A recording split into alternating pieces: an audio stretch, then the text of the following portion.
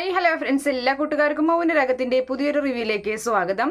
അങ്ങനെ നമ്മുടെ മൗനരാഗത്തിലെ കാർത്തികയുടെ വിവാഹം നടക്കാതിരിക്കുകയാണ് അല്ലേ. കാർത്തികയുടെ വിവാഹത്തിന്റെ തലേ ദിവസം ഗംഗപ്രസാദ് ദിലീപിന്റെ വീട്ടിലേക്ക് എത്തുകയും ദിലീപിന്റെ വീടിന്റെ കട്ടിലിനടിയിൽ ഒളിച്ചിരിക്കുകയും ചെയ്യുന്നുണ്ട്.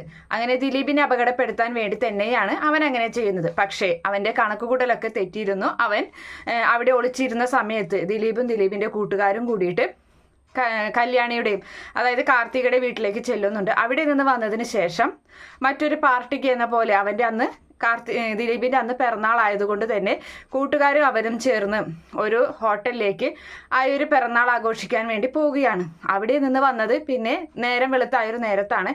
ഇത് കണ്ട ഗംഗയ്ക്ക് ആകെ വെപ്രാളമാകുന്നുണ്ട്. എന്തായാലും ദിലീപിനെ ഒന്നും ചെയ്യാൻ പറ്റാത്ത ആ ഒരു ദേഷ്യത്തിൽ അങ്ങനെ ഇരിക്കുമ്പോഴാണ് ആ റൂമിലേക്ക് ഈ പറയുന്ന ഇവൻ വരുന്നത്. അതായത് ദിലീപിന്റെ അച്ഛൻ കിടക്കാൻ വരുന്നത്. ദിലീപിന്റെ അച്ഛന്റെ കൂടെ അന്ന് അമ്മ കിടന്നില്ല തന്നെയല്ല, ദിലീപൊക്കെ തിരികെ വന്നതിന് ശേഷം ഒരു 2 മണിയോട് കൂടി തന്നെയാണ് മകന് തിരിച്ചെത്തിയതിന് ശേഷം. മകനെ കാണാത്തതിൽ നല്ല വിഷമമുണ്ട്. കാരണം ഈ ഗംഗപ്രസാദ് പാഞ്ഞു നടക്കുകയാണല്ലോ. അതുകൊണ്ട് തന്നെ മകനും കൂട്ടുകാരും വന്നതിന് ശേഷമാണ് കിടക്കാൻ പോയത്.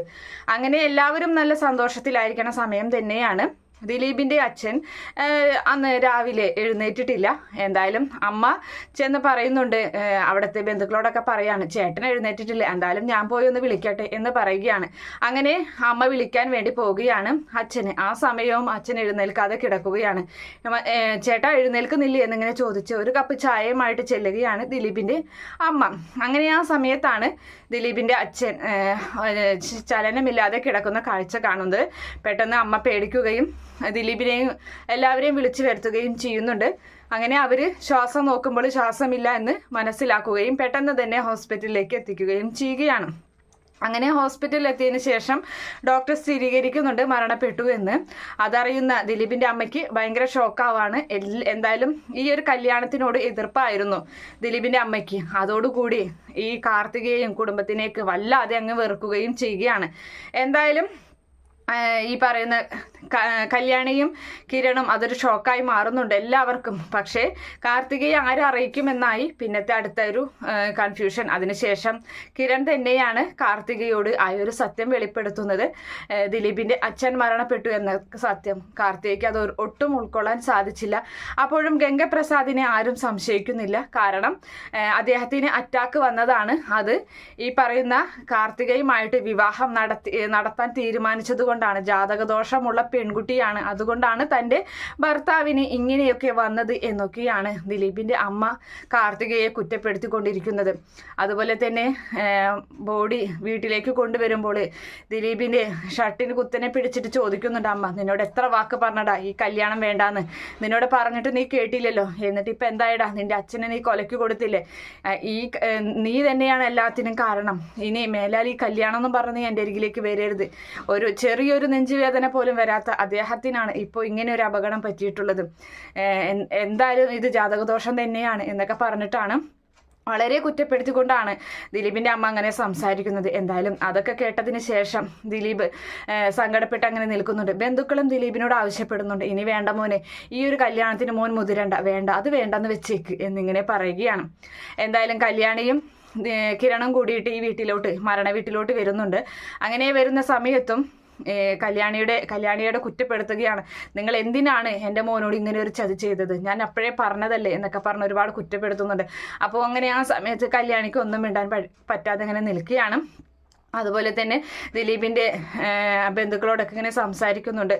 ഞങ്ങൾ ആദ്യമേ പറഞ്ഞതല്ലേ, ആ ദുഷ്ടൻ ഇവിടേക്ക് കടക്കരുത്, അവൻ കടക്കാൻ സമ്മതിക്കരുത് എന്നൊക്കെ നിങ്ങളോട് ഞാൻ പറഞ്ഞതല്ലേ ഡോക്ടർ. അതിൻ്റെ ഇടയിൽ മറ്റൊരു സത്യം കൂടി പറയുന്നുണ്ട്. ഇത് സാധാരണ ഒരു ശ്വാസം നിലച്ചതല്ല, ഇത് ആരെയോ തലയണ കൊണ്ട് മുഖം അമർത്തി കൊന്നതാവാനാണ് സാധ്യത. 90% അങ്ങനെ ഒരു ഇതിൽക്കാണ് ഡോക്ടർമാരൊക്കെ വിരൽ ചൂണ്ടുന്നത്. അത് കേൾക്കുന്നതോടുകൂടി കല്യാണിക്കും കിരണിനൊക്കെ ഭയങ്കരമായി ഗംഗയെ സംശയം ആവുകയാണ്. അങ്ങനെ അവര് അത് കണ്ടുപിടിക്കാനുള്ള തത്രപ്പാടിലാണ്. അങ്ങനെ ദിലീപിന്റെ വീട്ടിലുള്ള CCTV പരിശോധിക്കുമ്പോൾ ഈ പറയുന്ന സംശയത്തിന്റെ പേരിൽ ആരെങ്കിലും അവിടേക്ക് വരുന്നുണ്ടോ എന്ന് നോക്കുകയാണ്. അപ്പോഴാണ് ഈ പറയുന്ന ഒരാൾ ഇലയുമായിട്ട് അവിടേക്ക് എത്തുന്നത്.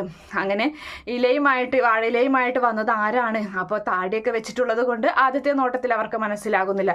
എന്തായാലും ആ ലാപ്ടോപ്പിൽ നിന്ന് തൻ്റെ കാറിലിരിക്കുന്ന ലാപ്ടോപ്പിലേക്ക് കിരൺ ആ ഒരു ദൃശ്യം പകർത്തുകയും അതുപോലെ തന്നെ അവൻ്റെ ആ താടിയും മുടിയും ഒക്കെ എടുത്തു മാറ്റിയിട്ട് ശരിയായ രൂപം കിരൺ അതിൽ കാണുമ്പോൾ ഞെട്ടിപ്പോവുകയാണ്. അത് ഗംഗപ്രസാദ് തന്നെയെന്ന് അവർ ഉറപ്പിക്കുകയും ചെയ്യുകയാണ്. അങ്ങനെ ആ കാര്യം ചെന്ന് ദിലീപിൻ്റെ ബന്ധുക്കൾക്ക് ആ ഫോട്ടോ സഹിതം കാണിച്ചു കൊടുക്കുന്നുണ്ട്. അവർ ഞെട്ടിപ്പോവുകയാണ്. അവർ പറയുന്നുണ്ട്, ഇതൊരിക്കലും പ്രതീക്ഷിച്ചില്ല. വാഴയിൽ എന്തായാലും ഈ കല്യാണ വീട്ടിൽ ആവശ്യമാണല്ലോ, അതുകൊണ്ടാണ് ഞങ്ങളത് ശ്രദ്ധിക്കാതിരുന്നത്. നിങ്ങളോട് ഞങ്ങൾ പറഞ്ഞില്ലേ ഏത് വിധേനയും അവനിവിടെ എത്തുമെന്നും. അപ്പോൾ നമ്മുടെ ദിലീപും കൂട്ടുകാരും പറയാണ്, ദിലീപൊക്കെ പറയുന്നുണ്ട്, ഞങ്ങൾ അന്ന് ഹോട്ടലിലേക്ക് പോയത് കൊണ്ടാണ് ഇങ്ങനെയൊരു സംഭവിച്ചത്. ഒരിക്കലും ഞങ്ങൾ ഉണ്ടായിരുന്നെങ്കിൽ അവന് ഇവിടേക്ക് കടക്കാൻ പറ്റില്ലായിരുന്നെന്ന് പറയുമ്പോൾ കല്യാണി പറയുന്നുണ്ട്, അങ്ങനെയൊന്നും വിചാരിക്കേണ്ട ദിലീപേ, കാരണം അവൻ വന്നത് താടിയും മുടിയും മറ്റൊരു വേഷത്തിലാണ്. ആർക്കും അവനെ തടുക്കാൻ പറ്റുമായിരുന്നില്ല.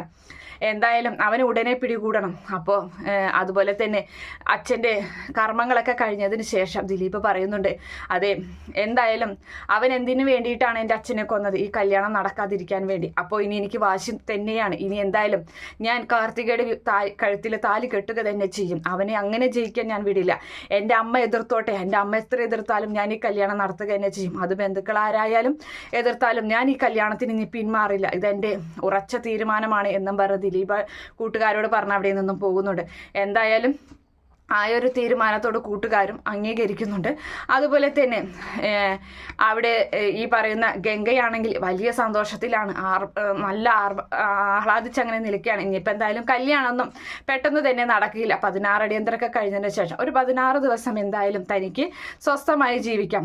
അതിനിടയിൽ ഇനി എന്തായാലും കല്യാണം നടത്തില്ല എന്ന് ഗംഗയ്ക്ക് അറിയാം. അതിനുശേഷമല്ലേ ഇനി അടുത്തത് തീരുമാനിക്കേണ്ടു എന്നുള്ളൊരു ഇതിൽ കൂട്ടുകാരുമായിട്ട് ആഘോഷിക്കുകയാണ് ഗംഗ.